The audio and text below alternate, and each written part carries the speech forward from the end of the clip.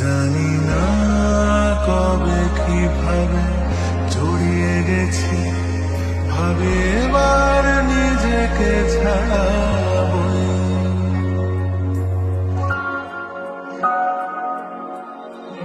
এখনো বুকে সেই নদী বয়ে চলে